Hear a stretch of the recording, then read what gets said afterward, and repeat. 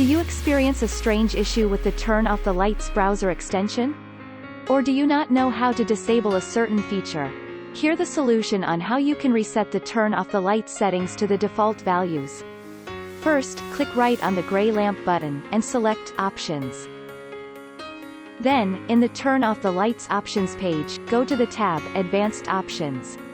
Now, scroll down to the bottom of the web page. And click on the big button, Reset the Turn Off the Lights settings. And that is it. Now you get back the default settings just like you installed it for the first time. For more helpful tips, subscribe to the Turn Off the Lights channel or click another video to keep watching.